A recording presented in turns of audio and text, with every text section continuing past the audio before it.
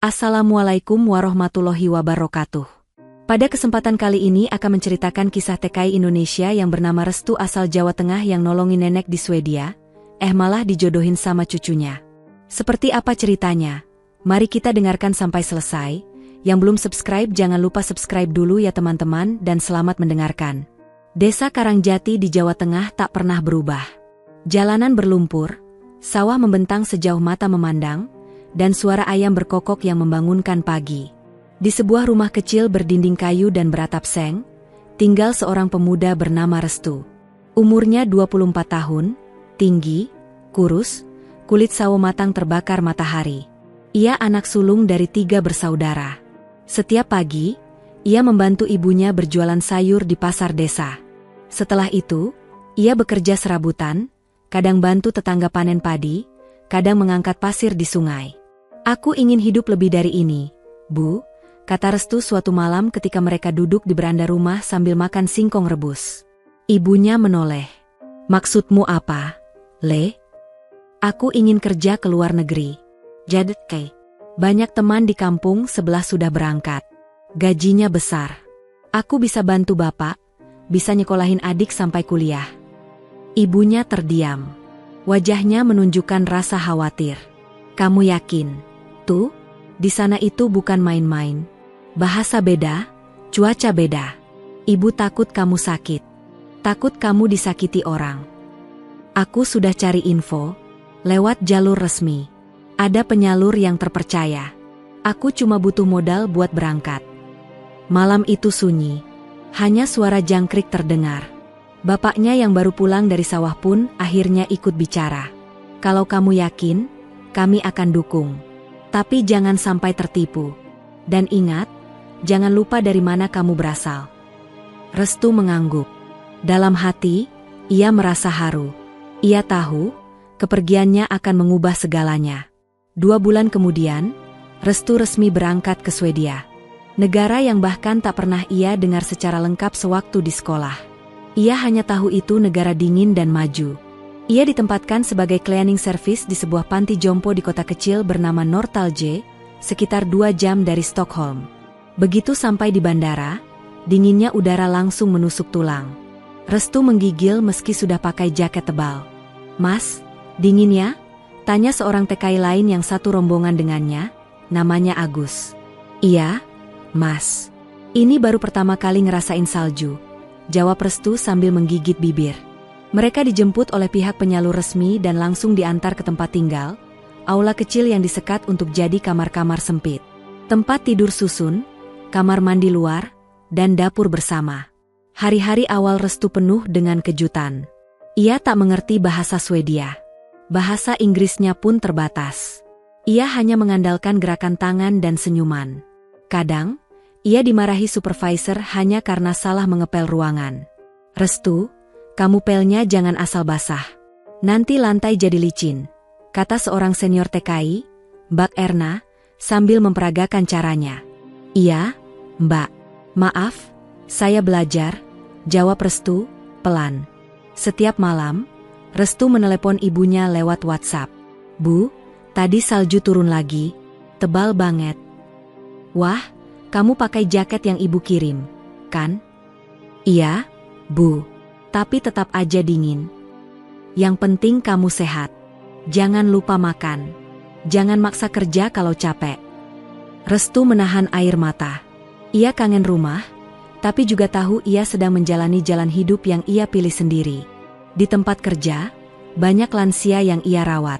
Mereka tak bisa bicara bahasa Indonesia, dan Restu hanya bisa menyapa seadanya.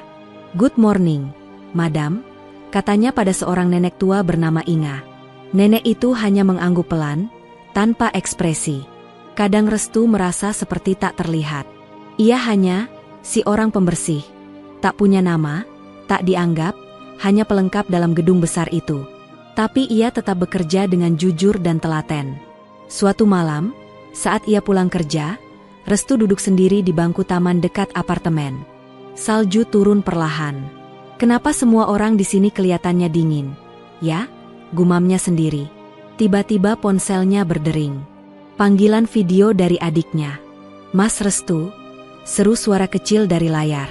Lihat ini, nilai IPAku 9 semua. Restu tertawa kecil. Wah, hebat banget. Mas senang, terus semangat ya sekolahnya. Iya, kata Bu Guru, aku bisa jadi dokter. Dalam hati, Restu menahan haru. Inilah alasannya ia pergi jauh. Bukan untuk kemewahan, tapi untuk masa depan. Hari-hari terus berlalu. Meski berat, Restu mulai terbiasa. Ia belajar bahasa sedikit demi sedikit. Ia mulai dikenal oleh staf di panti. Restu, kamu cepat dan rapi, kata supervisor. Lanjutkan. Pujian itu kecil, tapi sangat berarti bagi Restu. Sampai pada suatu hari yang akan mengubah hidupnya. Ia pulang dari toko kelontong dan melewati sebuah taman. Tiba-tiba ia melihat seorang nenek tua terjatuh di trotoar. Tak ada orang yang membantu. Nenek, seru Restu, langsung menghampiri. Nenek itu tampak kesakitan, memegang lututnya. Restu tanpa berpikir panjang langsung memapahnya. Maaf, saya bantu, ya. Nenek itu hanya bisa bicara sedikit dalam bahasa Inggris. My house nearby. Eiffel. Restu mengangguk. Saya antar. Pelan-pelan ya, Nek. Dengan susah payah, ia bantu nenek itu berdiri dan menuntunnya sampai ke rumahnya. Sebuah rumah besar dan mewah di pinggir jalan utama. Setelah nenek itu duduk di sofa, ia menyuruh Restu duduk. What's your name, young man? Restu. Restu from Indonesia. Nenek itu tersenyum. You're very kind. Not many people stop to help these days. Restu tersenyum kecil, masih gugup. It's okay, Nek. Hari itu, ia tak tahu bahwa pertemuan dengan nenek asing itu akan mengubah seluruh arah hidupnya. Sejak kejadian di trotoar bersalju itu, Restu merasa hari-harinya sedikit berbeda. Ia masih bekerja seperti biasa di panti jompo, masih membersihkan lantai, mengangkat sampah, menyapa para lansia dengan sopan. Tapi di kepalanya, wajah nenek yang ia tolong hari itu terus terbayang. Bukan karena takut, melainkan karena ada sesuatu yang lain, rasa hormat, dan mungkin kehangatan yang anehnya sulit ia jelaskan. 3 hari kemudian, saat istirahat kerja di kantin panti jompo, seorang pria berjas hitam dan berambut perak menghampiri Restu. Kamu yang bernama Restu? Tanyanya dalam bahasa Inggris. Restu agak kaget. Iya, saya Restu. Nama saya Henrik. Saya asisten pribadi Nyonya Elsa Sjostrom. Beliau ingin bertemu dan mengucapkan terima kasih secara langsung. Bolehkah saya tahu alamat tinggalmu? Restu sempat ragu. Nyonya Elsa? Yang saya bantu waktu itu. Henrik mengangguk. Betul. Beliau sangat berterima kasih. Ini kartu nama saya. Jangan khawatir, kami tidak bermaksud apa-apa. Restu menerima kartu nama itu, membaca dengan pelan. Ia berpikir sejenak, lalu mengangguk. Baik, saya akan hubungi nanti. Malam itu, ia bercerita kepada teman sekamarnya, Mas Agus. Mas, tadi saya didatangi orang asing. Katanya nenek yang saya tolong tempo hari mau ketemu lagi. Mas Agus mengangkat alis. Hah? Nenek mana? Yang jatuh di trotoar waktu itu. Rumahnya besar banget. Sekarang cucunya nyuruh asistennya cari saya. Waduh, hati-hati, tuh. Kadang orang kaya itu aneh-aneh. Iya, saya juga mikir begitu. Tapi kayaknya yang ini baik. Ya sudah, asal kamu waspada aja. Esok sore, Restu memberanikan diri menelepon nomor di kartu nama itu. Henrik menjawab dengan ramah dan mengatur pertemuan ke rumah Nyonya Elsa keesokan harinya. Saat tiba di rumah besar itu, Restu kembali takjub. Rumah 2 lantai dengan taman bersalju dan gerbang otomatis. Henrik menyambutnya di pintu. Terima kasih sudah datang, Restu. Silakan masuk. Ia diajak ke ruang tamu luas dengan perapian dan rak buku di setiap sudut. Tak lama kemudian, muncul sosok nenek yang ia bantu, berjalan perlahan dengan tongkat. Ah, young man, sapa Elsa dengan senyum hangat. Yuchame. Restu berdiri, menunduk sopan. Selamat sore, nenek. You may sit, kata Elsa sambil duduk di sofa empuk.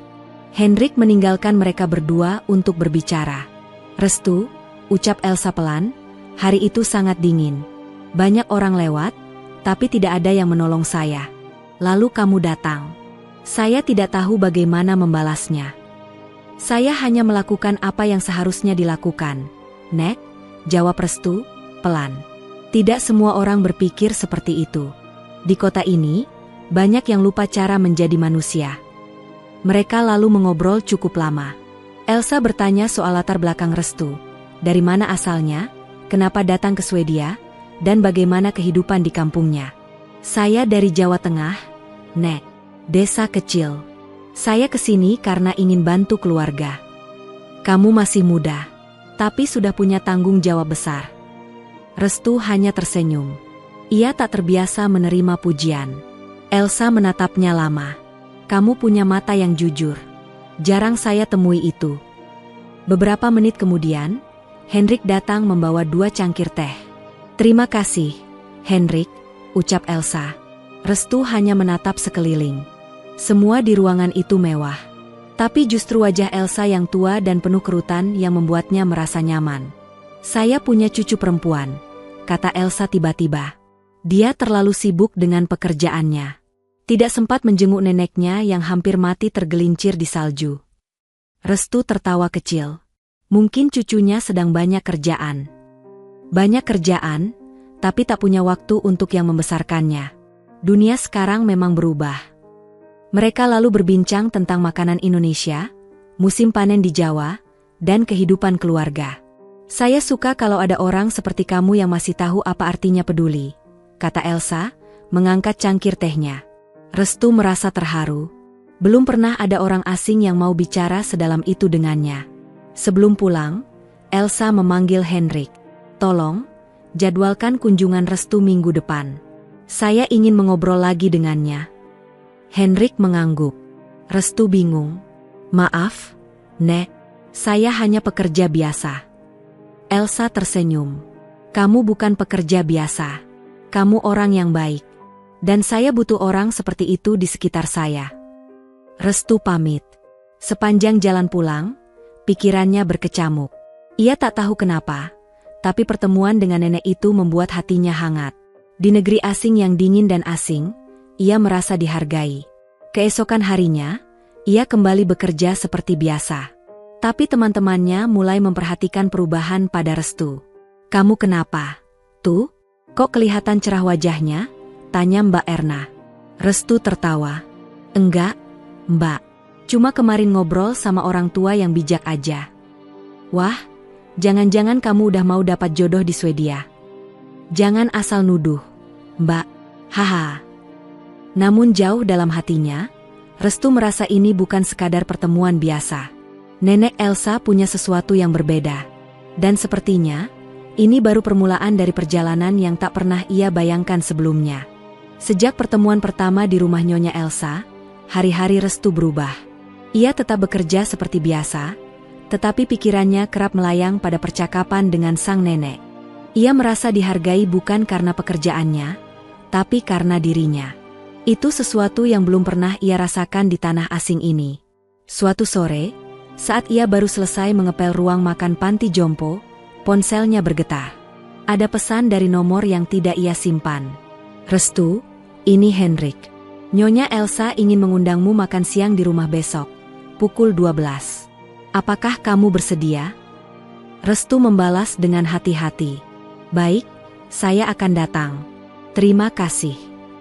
Esoknya, ia berdandan rapi. Memakai kemeja putih dan celana bahan yang ia simpan khusus untuk acara-acara penting. Meski sepatu kerjanya agak lusuh, ia tetap melangkah dengan percaya diri. Hendrik menyambutnya di pintu dengan senyum lebar. "Selamat datang kembali, Restu.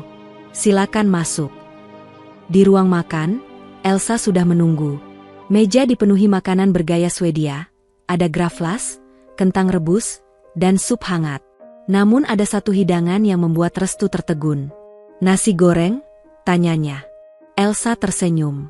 "Saya meminta pembantu saya mencari resep Indonesia. Saya penasaran rasanya." Restu tersenyum lebar. "Wah, ini kejutan, Nek."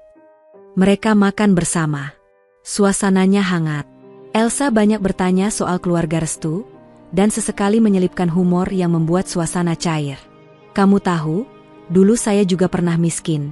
Sangat miskin, kata Elsa tiba-tiba. Saya lahir dari keluarga petani di utara Swedia. Lalu saya belajar keras, membangun perusahaan dari nol. Restu menatapnya dengan kagum. Saya kira nenek lahir dari keluarga kaya. Elsa tertawa. Tidak. Saya tahu rasanya diremehkan. Karena itu saya tahu, kamu punya semangat yang langka. Setelah makan, mereka duduk di ruang baca. Elsa memperlihatkan album-album lama. Ada foto dirinya muda, sedang berdiri di depan bangunan tua dengan papan nama perusahaan kecil. Itu awal saya berdiri sendiri, tanpa siapa-siapa. Restu melihat foto itu dengan saksama. Ia merasa seperti sedang belajar, bukan hanya tentang Elsa, tapi tentang hidup. Tiba-tiba suara langkah kaki terdengar dari arah tangga. Seorang wanita muda muncul. Tingginya semampai, rambut pirang kecoklatan, memakai blazer hitam dan celana panjang. Wajahnya cantik namun terlihat tegas. Nenek, sapanya, kamu tidak bilang ada tamu. Oh, Clara. Ini Restu, jawab Elsa, pemuda yang menolongku waktu aku jatuh. Aku mengundangnya makan siang. Clara menatap Restu cepat, lalu tersenyum tipis. Hai, Clara. Restu berdiri. Hai, saya Restu. Haim. Clara hanya mengangguk singkat lalu duduk agak jauh. Ia membuka laptop dan mulai mengetik. Restu sedikit canggung. Elsa melihat suasana yang mendadak berubah kaku. Clara ini cucu saya satu-satunya. Dia menjalankan perusahaan yang dulu saya bangun. Sangat sibuk, bahkan lupa menjenguk neneknya. Clara tak membalas. Ia hanya mengangkat alis sambil terus menatap layar laptopnya. Restu mencoba mencairkan suasana. Perusahaannya bergerak di bidang apa, Clara? Clara menoleh, dingin. Teknologi, software dan digital services. Saya tidak yakin kamu tahu. Restu tersenyum tipis. Saya memang kurang paham, tapi saya senang belajar hal baru. Clara kembali mengetik. Elsa menepuk tangan pelan. Sudah, Clara. Kamu terlalu sinis. Restu ini anak baik. Clara tak menjawab. Setelah beberapa menit, ia pamit. Saya harus meeting. Nice to meet you, Restu. Restu hanya mengangguk. Begitu Clara pergi, Elsa menghela napas panjang. Maafkan sikapnya. Dia terlalu lama hidup di dunia yang keras. Kadang lupa caranya bersikap hangat. Tidak apa-apa, Nek, ujar Restu. Saya bisa mengerti. Semakin lama, saya merasa kamu seperti cucu saya sendiri, ucap Elsa lirih. Kamu berbeda dari orang-orang di sekeliling Clara. Restu tersenyum kaku. Ia tak tahu harus menjawab apa. Tapi ia merasakan sesuatu dalam kata-kata Elsa itu. Sebuah rasa percaya yang mendalam. Beberapa minggu berikutnya, Restu diundang lagi dan lagi. Kadang hanya untuk menemani Elsa membaca buku, kadang makan siang, kadang hanya sekadar mengobrol soal masa lalu. Ia merasa diterima. Bukan sebagai pekerja, tapi sebagai keluarga. Suatu hari, saat mereka sedang minum teh di taman belakang, Elsa berkata dengan pelan, "Aku ingin kamu tetap di hidupku, Restu. Mungkin bukan hanya sebagai teman." Restu menoleh, bingung. Maksud nenek? Elsa tak langsung menjawab. Ia hanya tersenyum penuh arti. Beberapa hari kemudian, saat Clara datang menjenguk dan melihat Restu di rumah neneknya lagi, ia mendekat dan berkata dengan nada setengah mengejek. "Kamu sering kesini sekarang, ya? Sedang cari warisan?" Restu menatapnya. Tenang. Saya tidak punya niat begitu. Saya hanya menghormati nenekmu. Clara menahan napas, lalu menatap mata Restu dalam-dalam. Kamu tahu, banyak orang di sekitar nenek saya yang bersikap manis hanya karena tahu dia kaya. Saya sudah melihat itu bertahun-tahun. Restu menjawab pelan, saya tidak butuh uangnya. Saya cuma ingin dihargai sebagai manusia. Clara tampak sedikit terkejut. Tak disangka, Restu menjawab sejujur itu. Untuk pertama kalinya, tatapan Clara melunak. meski hanya sesaat. Hari itu, Elsa mengamati mereka dari jauh, lalu tersenyum pelan. Dalam hatinya, ia sudah mulai menyusun rencana yang lebih besar dari sekadar pertemanan biasa. Hari-hari berikutnya, hubungan Restu dan nenek Elsa semakin dekat. Mereka seperti keluarga sendiri. Tak hanya membicarakan hal-hal ringan, nenek Elsa juga mulai membagi cerita tentang masa lalunya, perjuangannya, dan kekhawatirannya tentang masa depan, terutama soal cucu satu-satunya, Clara. Clara itu pintar, tangguh, tapi keras kepala, keluh Elsa suatu sore sambil menyulam benang di ruang santai. Restu yang sedang membetulkan rak buku menoleh. Mungkin karena hidupnya penuh tekanan, Nek. Tekanan, ya, mungkin. Tapi kadang dia terlalu dingin. Seperti tidak percaya siapapun, termasuk keluarganya sendiri. Restu tak menjawab. Ia tahu sikap Clara memang cenderung sinis, terutama terhadap dirinya. Setiap kali mereka bertemu, Clara selalu menunjukkan sikap dingin, kadang sinis, dan jelas menjaga jarak. Namun suatu hari, semuanya berubah.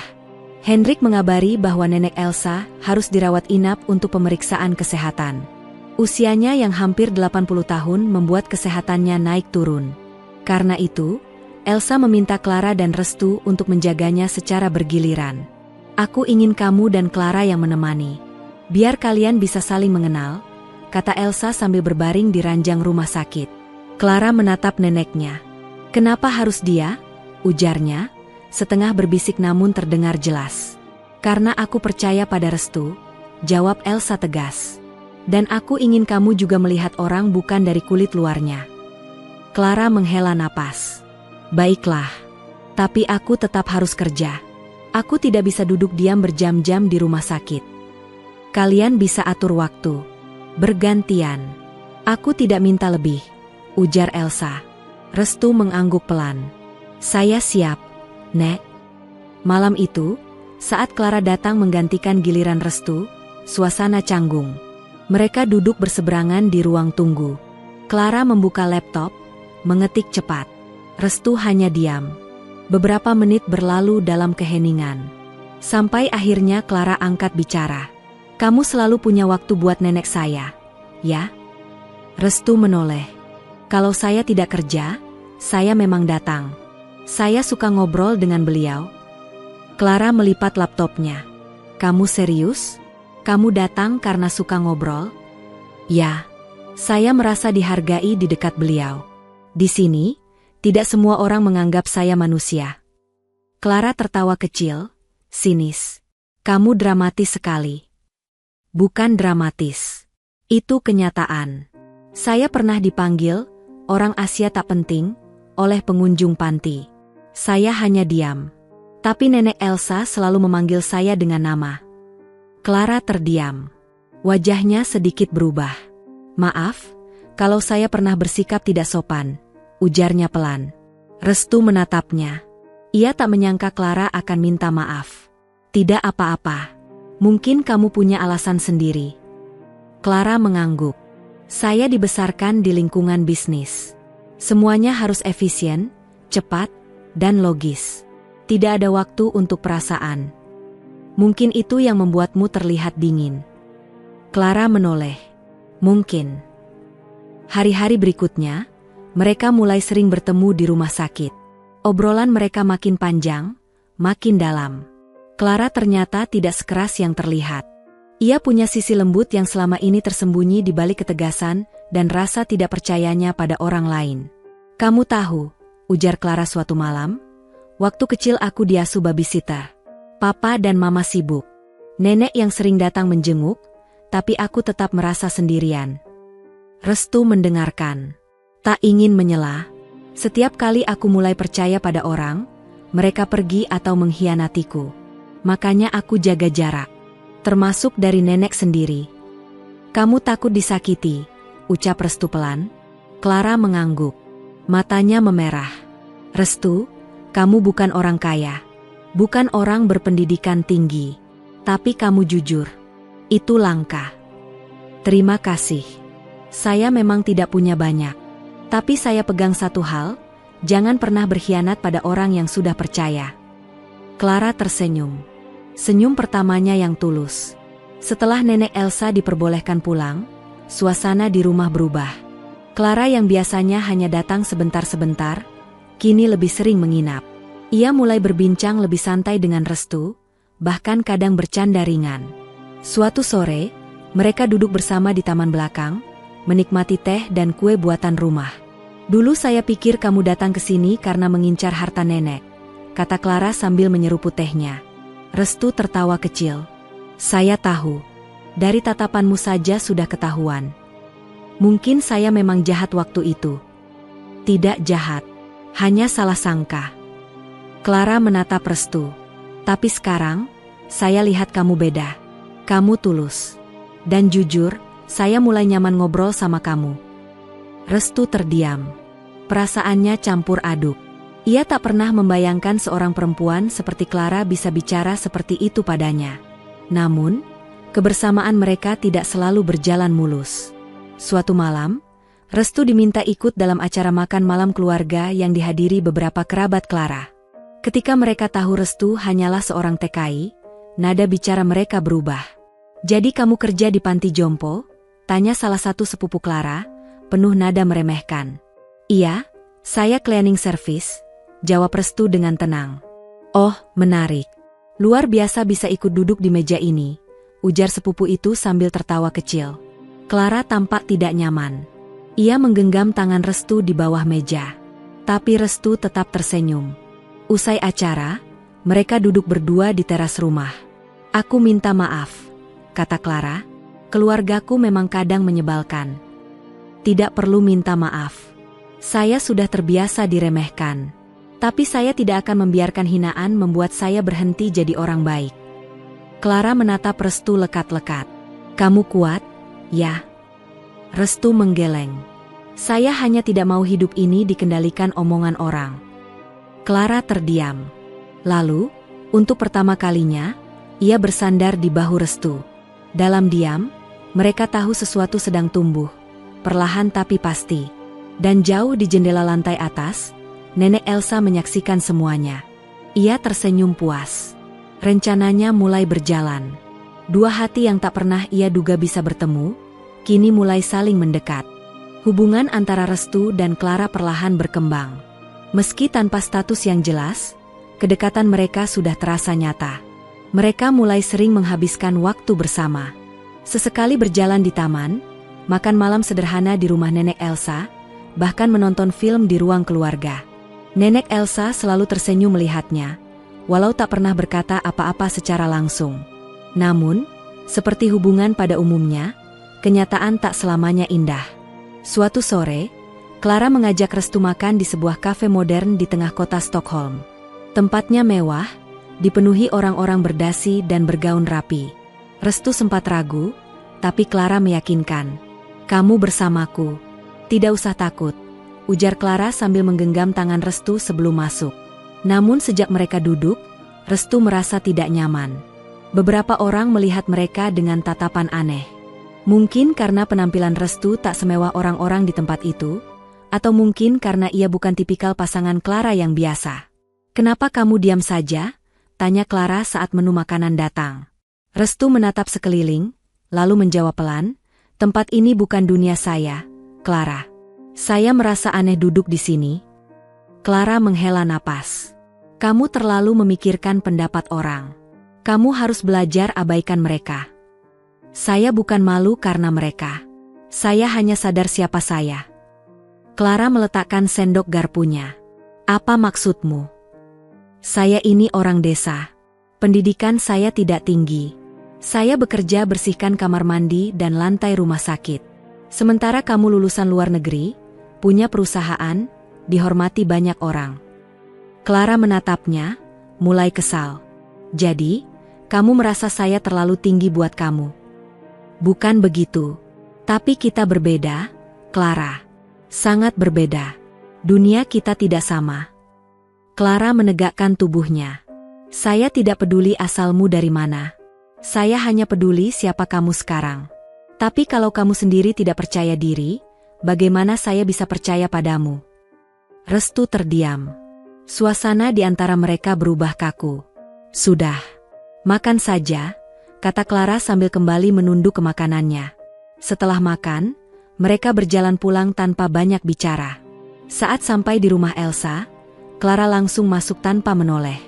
Restu hanya berdiri sebentar di depan pagar, lalu memilih pulang ke tempat tinggalnya. Malam itu, Restu merenung sendirian. Ia menatap langit-langit kamar yang sempit, mencoba mengatur napas. Ada perasaan bersalah, tetapi juga ada keraguan dalam hatinya. Keesokan harinya, ia memilih tidak datang ke rumah Elsa. Ia fokus bekerja, membersihkan kamar lansia, menyikat lantai, mengangkat keranjang cucian. Semua ia kerjakan dengan lebih cepat dari biasanya, seakan ingin melupakan segalanya. Hari berganti.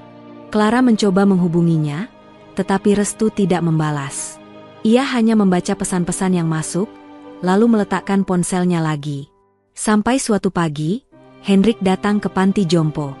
Restu, Nyonya Elsa mencarimu. Sudah 3 hari kamu tidak datang. Beliau khawatir. Restu hanya mengangguk. Saya sedang ingin sendiri dulu. Hendrik memandangnya dalam. Apakah kamu dan Clara bertengkar?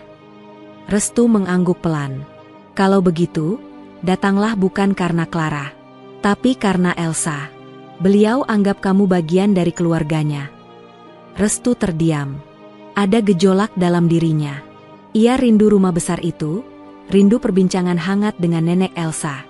Tapi hatinya masih gelisah. Sore itu, ia memberanikan diri datang ke rumah Elsa. Sesampainya di sana, Elsa sedang duduk di kursi roda di taman belakang. Saat melihat Restu, matanya berbinar. Restu, sapanya. Akhirnya kamu datang juga. Restu mendekat dan menunduk hormat. Maaf, Nek, saya butuh waktu. Elsa menepuk tangan Restu pelan. Saya tahu, kamu dan Clara berbeda. Tapi kalian saling mengisi. Restu mengangguk, lalu berkata lirih. Saya takut, Nek. Takut jadi beban buat dia. Takut saya bukan orang yang layak. Elsa menatap Restu tajam. Dengar ya, Restu. Yang membuat seseorang layak bukan asalnya, tapi hatinya. Saya sudah hidup hampir 8 dekade. Saya tahu mana orang tulus, mana yang hanya ingin tampak baik. Restu menarik napas dalam. Kalau kamu menyerah sekarang, bukan kamu yang saya kenal. Belum sempat Restu menjawab, Clara muncul dari pintu belakang. Ia tampak canggung melihat Restu. Kamu datang, ucap Clara pendek. Restu berdiri. Ya. Clara duduk di kursi seberang Elsa. Hening sejenak, sebelum ia mulai bicara. Aku salah menilai kamu, tuh. Aku terbiasa hidup dengan orang-orang yang selalu berusaha naikkan derajat lewat jabatan dan uang. Aku lupa bahwa yang paling penting justru kejujuran dan hati. Restu menatapnya. Saya juga minta maaf. Mungkin saya terlalu takut dengan bayang-bayang masa lalu saya sendiri. Clara menatap mata Restu. Kita bisa belajar bersama. Mereka bertatapan dalam. Tidak ada pelukan. Tidak ada air mata. Tapi keheningan di antara mereka terasa lebih kuat dari ribuan kata. Elsa menghela napas panjang dan tersenyum. Akhirnya kalian bicara seperti manusia. Mereka semua tertawa kecil. Namun dalam tawa itu, ada rasa lega.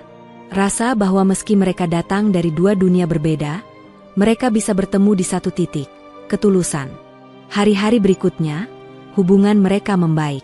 Tidak sempurna, tentu saja. Masih ada perbedaan yang muncul, masih ada gesekan, tapi keduanya kini lebih terbuka, lebih berani jujur, dan lebih siap menghadapi tantangan bersama. Namun perjalanan mereka belum selesai. Masih ada ujian yang menanti. Bukan hanya dari luar, tapi juga dari dalam hati masing-masing. Dan langkah berikutnya akan membawa mereka pada sebuah keputusan besar yang akan mengubah hidup selamanya. Setelah obrolan jujur antara Restu dan Clara di rumah nenek Elsa, segalanya sempat terasa lebih ringan. Mereka mulai kembali berkomunikasi dengan lebih terbuka. Namun, perbedaan latar belakang dan tekanan sosial yang mereka hadapi tidak serta-merta hilang begitu saja. Hubungan mereka terus diuji, bukan oleh perasaan, tetapi oleh kenyataan. Suatu sore, Restu duduk di halte bus dekat panti jompo tempat ia bekerja. Hujan salju turun pelan. Ia menatap langit putih keabu-abuan, memikirkan hidupnya. Ia ingat semua yang telah ia lewati. Dari kampung kecil di Jawa Tengah, berjuang di negeri asing, hingga mendadak dekat dengan seorang wanita dari dunia yang begitu jauh darinya. Namun, semakin ia dekat dengan Clara, semakin ia merasa tidak cukup. Ia sadar bahwa cinta saja tak cukup menyatukan dua manusia dari dunia yang berbeda. Ada banyak pertanyaan yang menggantung di pikirannya. Kalau saya menikahinya, apakah saya hanya akan jadi orang kecil di antara keluarga besarnya? Kalau nanti saya pulang ke Indonesia, apakah saya masih bisa diterima oleh lingkungan dengan pasangan seperti Clara? Apakah saya hanya sedang mimpi, dan pada akhirnya akan dibangunkan oleh kenyataan? Malam itu, Restu membuat keputusan. Ia tidak menghubungi Clara, tidak juga ke rumah Elsa. Ia hanya mengirim satu pesan singkat ke Hendrik. Mohon sampaikan kepada nenek Elsa bahwa saya izin tidak datang untuk sementara waktu. Terima kasih atas segala kebaikannya. Hendrik membalas cepat, namun Restu tidak membuka pesannya. Ia mengganti nomor ponsel dan pindah tempat tinggal ke wilayah lain di Stockholm. Ia bekerja di dapur restoran milik seorang imigran asal Pakistan. Hidupnya kembali sederhana, kembali ke titik di mana ia hanya seorang pekerja tanpa nama. Di sisi lain, Clara panik. Ia menelepon Restu berkali-kali, semua tak aktif. Ia mendatangi panti jompo, dan diberitahu bahwa Restu telah mengundurkan diri. Ia bahkan sempat menghubungi teman-teman TKI yang dikenalnya, tapi semua berkata tidak tahu. Apa aku terlalu menekan dia? Clara bergumam sendiri di mobilnya. Malam itu, ia pulang ke rumah Elsa dengan wajah cemas. Nenek, Restu menghilang. Elsa menatapnya dalam. Saya sudah duga. Anak itu punya luka yang dalam. Dan kamu, tanpa sadar mungkin menyentuh luka itu. Clara duduk di samping sang nenek. Saya pikir kami sudah saling mengerti. Saya pikir dia sudah percaya pada saya. Cinta bukan hanya tentang perasaan, Clara, tapi tentang keberanian. Dan saya rasa Restu belum sepenuhnya berani menerima dirinya. Clara menunduk. Air matanya mulai jatuh. Lalu saya harus apa? Temukan dia. Tapi jangan paksa. Tunjukkan bahwa kamu siap berdiri di sisinya, bukan di atasnya.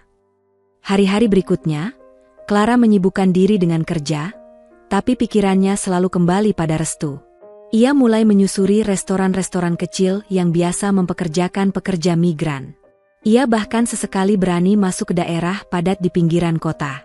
Setiap hari, ia pulang tanpa hasil. Di tempat lain, Restu mulai menjalani rutinitas baru. Ia bekerja sebagai juru masak harian, hidup sederhana bersama 4 imigran lain dalam satu apartemen kecil. Mereka berbagi dapur, kamar mandi, dan cerita. Kenapa kamu pindah kerja, bro? Tanya Ali, teman sekamarnya dari Bangladesh. Restu hanya mengangkat bahu. Pengen mulai dari nol lagi. Ali tertawa. Kamu kayak habis patah hati. Restu tersenyum pahit. Mungkin. Malam itu, Restu duduk sendirian di balkon apartemen yang sempit. Ia memandangi langit malam Swedia yang bersih, dingin, dan diam. Ia membuka galeri ponsel, melihat foto-foto dirinya bersama Elsa dan Clara. Tiba-tiba hatinya terasa hampa. Apakah saya pengecut? Bisiknya. 2 minggu berlalu. Clara belum menyerah.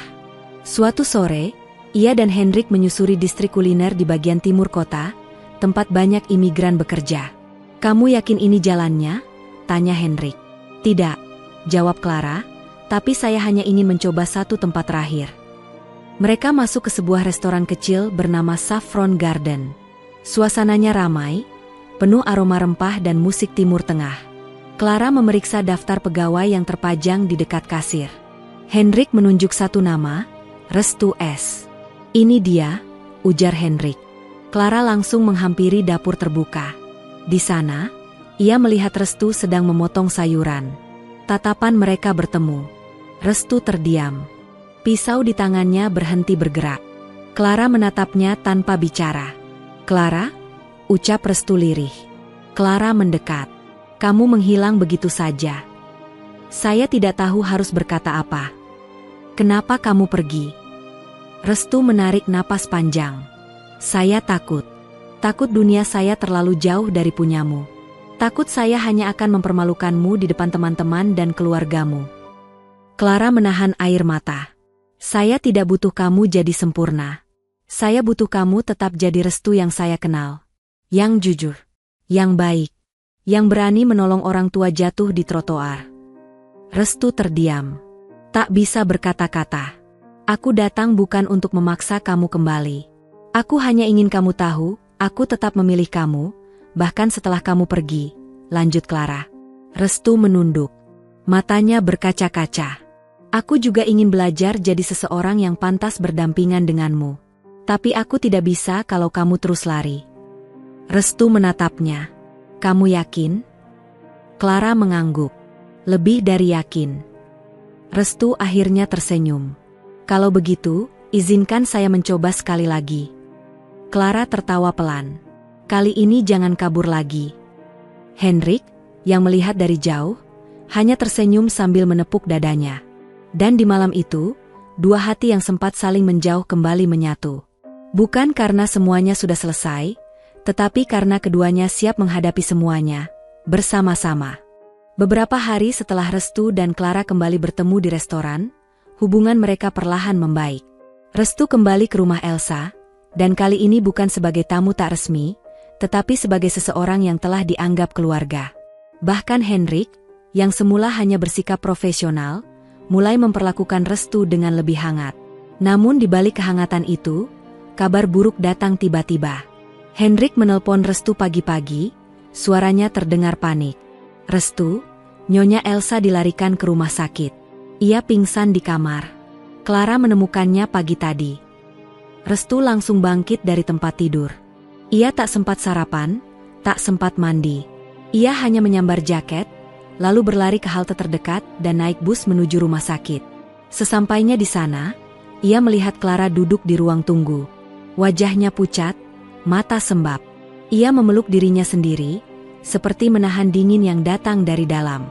Restu mendekat, lalu duduk di sampingnya. Clara, ucapnya pelan. Clara menoleh. Air matanya mengalir lagi. Nenek, dia tiba-tiba jatuh. Padahal tadi malam masih sehat. Kami bahkan masih sempat bicara soal bunga yang akan ditanam musim semi. Restu menggenggam tangan Clara. Dia kuat. Aku yakin dia akan bangun. Clara memeluk Restu tanpa kata.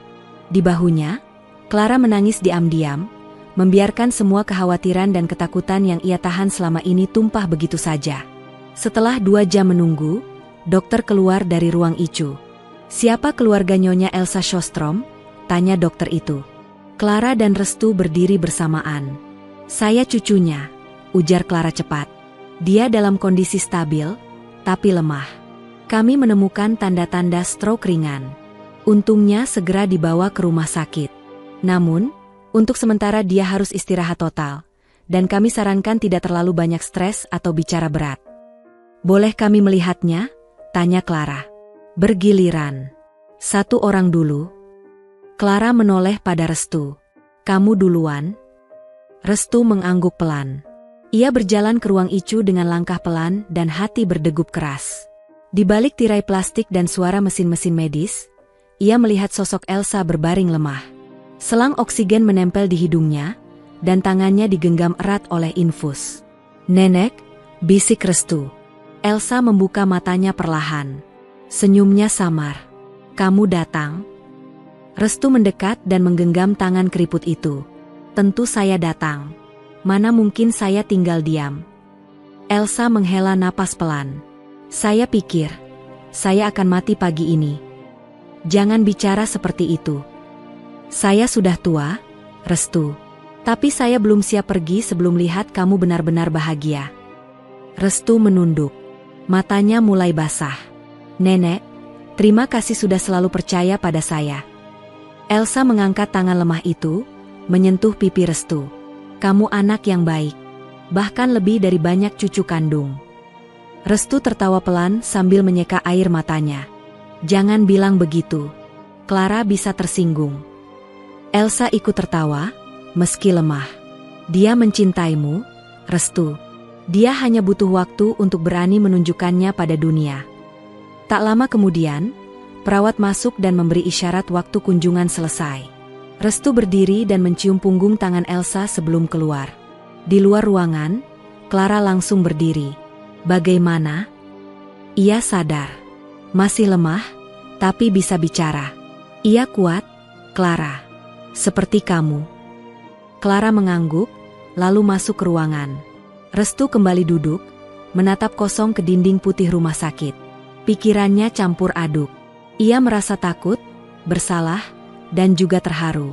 Beberapa menit kemudian, Clara keluar sambil menyeka air matanya. Ia duduk di samping Restu. Dia minta kita jangan bertengkar lagi, kata Clara pelan. Kita tidak bertengkar, jawab Restu. Kita hanya sedang belajar mencocokkan dua kepala. Clara menoleh. Kamu tahu, nenek bilang kamu adalah pilihan terakhirnya. Dia tidak percaya pada siapapun, bahkan keluarganya sendiri, kecuali padamu. Restu terdiam. Ia tahu Elsa memang sosok yang sangat selektif. Dipercaya oleh wanita setegas Elsa adalah kehormatan besar.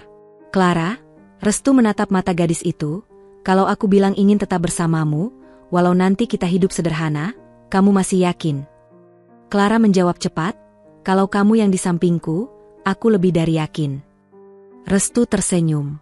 Aku bukan orang kaya, tapi aku janji akan melindungimu semampuku. Clara menggenggam tangan Restu erat. Aku tidak butuh dilindungi seperti putri. Aku hanya butuh seseorang yang jujur, yang tidak pernah meninggalkan saat aku rapuh. Hari itu menjadi titik balik hubungan mereka. Mereka bergantian menjaga Elsa setiap hari. Pagi hingga siang giliran Clara, lalu sore hingga malam giliran Restu. Mereka tak lagi canggung. Mereka sudah belajar bahwa cinta tidak selalu tentang kata manis, tetapi tentang hadir di saat yang paling sulit. Di sela-sela menjaga Elsa, mereka juga mulai bicara soal masa depan. Kalau kamu kembali ke Indonesia, apakah kamu mau aku ikut? Tanya Clara. Restu memandang langit-langit kamar. Aku ingin pulang suatu hari. Tapi bukan untuk pergi selamanya. Hanya untuk mengenalkanmu pada ibu dan bapakku. Mereka harus tahu siapa perempuan yang membuat aku berani bermimpi lagi. Clara tersenyum. Dan kalau kamu tetap di sini, aku ingin kerja yang lebih baik. Mungkin sekolah lagi, agar aku tidak hanya jadi orang baik hati, tapi juga layak berdiri sejajar denganmu. Clara mencubit pelan lengan Restu. Kamu sudah sejajar. Sejak hari kamu nolong nenek di trotoar itu.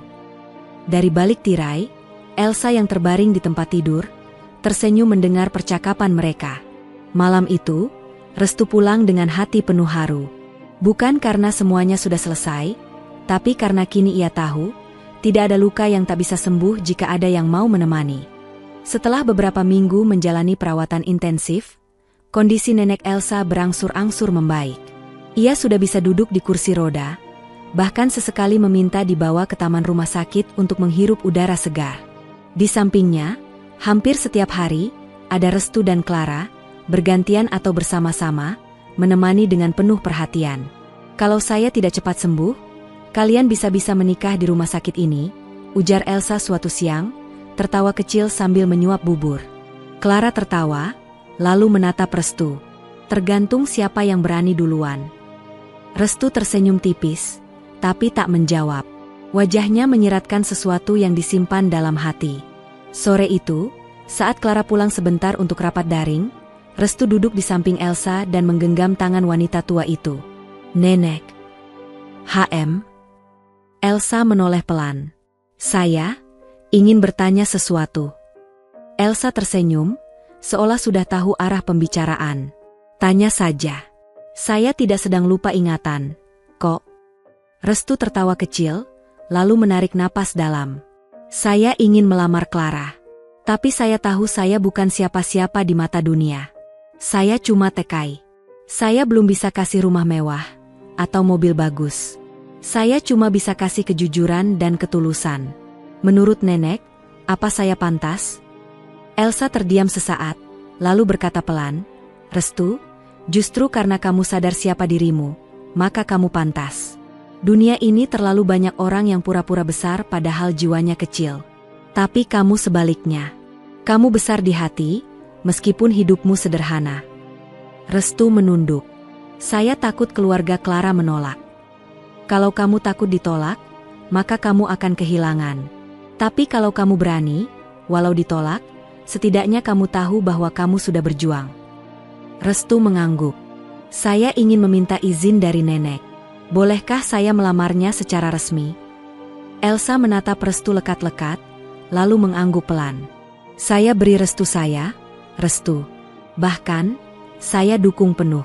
Kamu tidak hanya menyelamatkan hidup saya saat jatuh di jalan, tapi juga menyelamatkan cucu saya dari dinginnya hidup. Restu menggenggam tangan Elsa lebih erat. Terima kasih, Nek. Terima kasih. Hari berikutnya, diam-diam, Restu membeli cincin sederhana dari toko perhiasan kecil. Ia menabung dari gaji bulanannya, tidak besar, tapi cukup untuk membeli cincin emas putih mungil dengan satu batu kecil di tengahnya. Ia tidak tahu bagaimana cara melamar yang mewah atau romantis seperti di film. Tapi ia tahu, yang paling penting adalah kejujuran dan kesungguhan. 3 hari kemudian, saat Elsa sudah diperbolehkan pulang dari rumah sakit dan kembali ke rumah, Clara mengajak Restu untuk merayakan malam kebebasan sang nenek. Mereka menyiapkan makan malam kecil-kecilan di halaman belakang. Tidak banyak tamu, hanya Hendrik, satu tetangga dekat, dan seorang sahabat Elsa. Setelah makan malam, Clara mengajak semua orang duduk di bawah lampu taman. Musik klasik mengalun pelan dari speaker kecil. Aku bersyukur karena nenek bisa pulang hari ini, kata Clara dengan suara lantang. Dan juga, karena hidupku berubah sejak pertemuan dengan seseorang yang tidak pernah kusangka akan hadir di hidupku. Semua orang tersenyum. Restu hanya menunduk. Jantungnya berdetak lebih cepat. Elsa lalu memberi isyarat ke Restu dengan tatapan tajam namun hangat, seperti memberi aba-aba. Restu pun berdiri perlahan. Maaf, saya tidak pandai bicara panjang, ucapnya.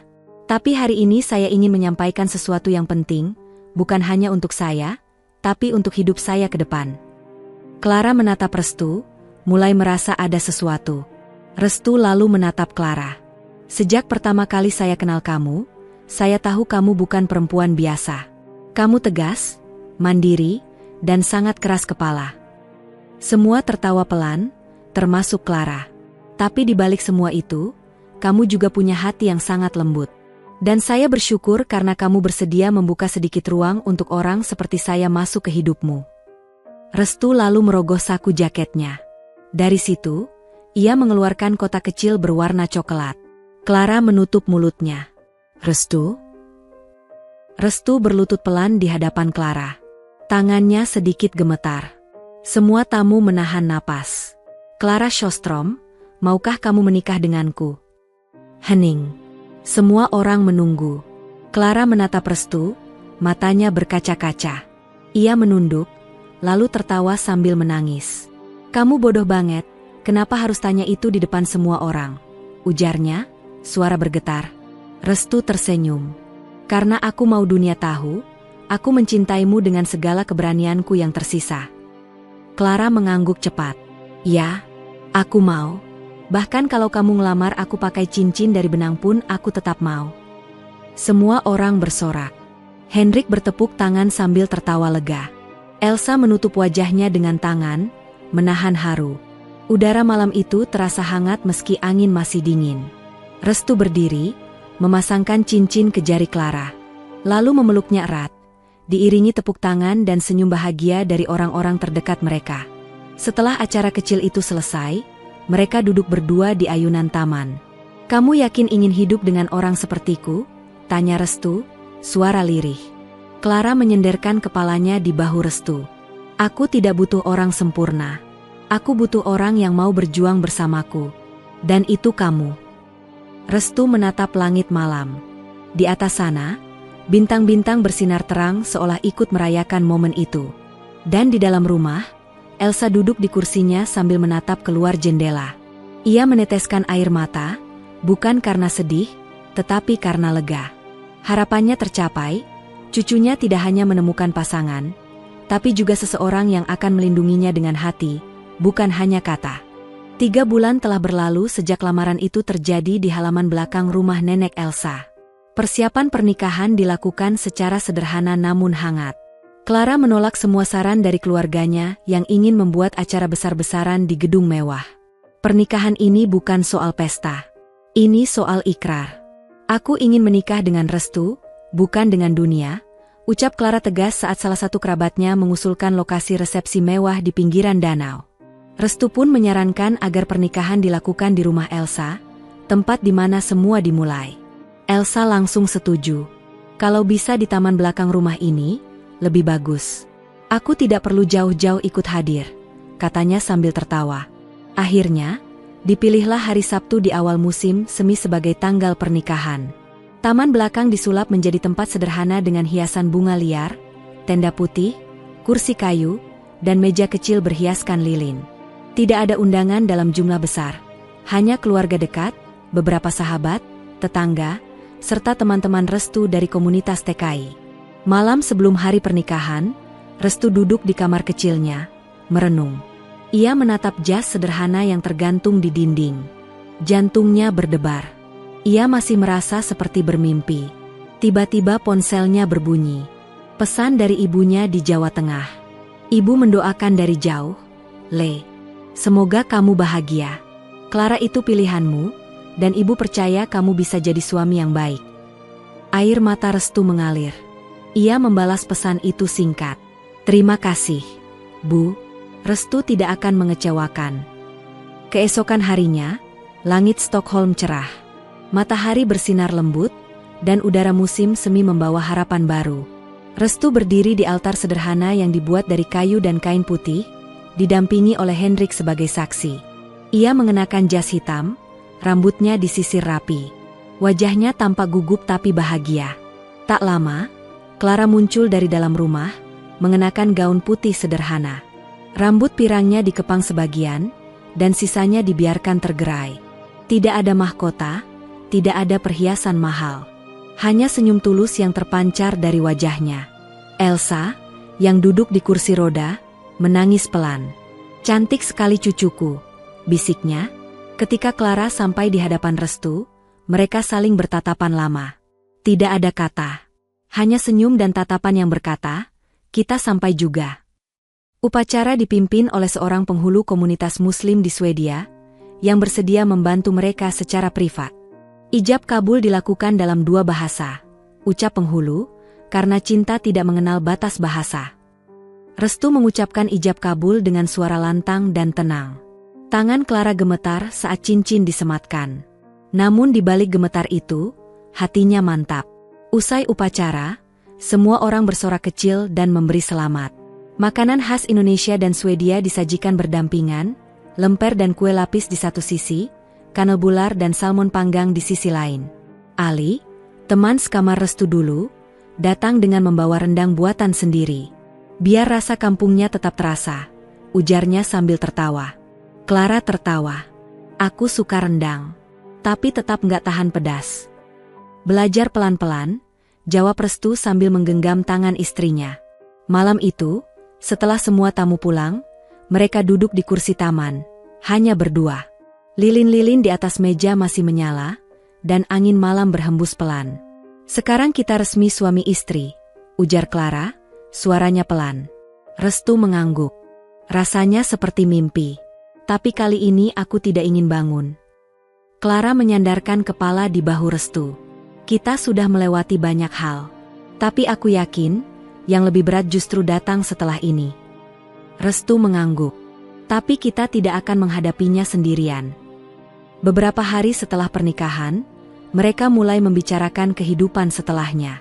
Kamu mau terus kerja di restoran? Tanya Clara. Sementara iya, tapi aku juga mulai belajar bahasa Swedia lebih serius. Aku ingin ambil kursus teknisi mesin. Biar bisa punya keahlian yang bisa diandalkan. Clara tersenyum bangga. Aku akan bantu cari program beasiswa untuk imigran. Ada beberapa lembaga yang bisa bantu. Dan kamu sendiri. Aku mau buka cabang usaha baru. Tapi kali ini di bidang sosial. Aku ingin bikin program bantuan kerja untuk para TKI atau imigran dari Asia Tenggara. Restu menatap istrinya penuh kagum. Kamu serius? Clara mengangguk. Setelah kenal kamu, aku sadar banyak orang baik yang tidak punya kesempatan. Aku ingin bantu mereka. Restu menggenggam tangan Clara. Aku bangga padamu. Hari-hari baru mereka dimulai. Sederhana tapi penuh semangat. Mereka tinggal di rumah kecil yang dibantu oleh Elsa dan Hendrik. Setiap pagi, mereka sarapan bersama, lalu berangkat ke aktivitas masing-masing. Nenek Elsa tetap menjadi bagian penting dari hidup mereka. Sesekali, ia diminta bercerita tentang kisah cintanya di masa muda, dan ia selalu mengakhiri dengan satu kalimat. Yang membuat cinta bertahan bukan siapa kamu, tapi seberapa kamu mau bertahan. Setahun kemudian, di rumah kecil mereka, Clara duduk di meja makan sambil membawa kertas hasil pemeriksaan dari dokter. Restu baru saja pulang kerja. Ada kabar, kata Clara sambil menyerahkan kertas itu. Restu membacanya perlahan. Matanya membesar. Kamu hamil? Clara mengangguk pelan. 3 bulan. Restu terdiam, lalu memeluk istrinya erat. Ini, rejeki yang luar biasa. Clara tertawa sambil menangis. Kamu siap jadi ayah? Kalau aku bisa jadi suami buatmu, aku yakin bisa jadi ayah untuk anak kita. Dari balik jendela rumah kecil itu, cahaya senja masuk menyinari 2 orang yang telah melalui begitu banyak hal. Mereka berbeda bangsa, berbeda bahasa, berbeda budaya. Tapi mereka disatukan oleh hal yang paling kuat di dunia. Kejujuran, kesetiaan, dan keberanian mencintai tanpa syarat. Dan begitulah kisah Restu, anak desa dari Jawa Tengah, yang menolong seorang nenek asing di trotoar dan berakhir menemukan rumah dalam hati cucunya. Akhir bukanlah penutup. Bagi mereka, ini adalah awal dari segalanya.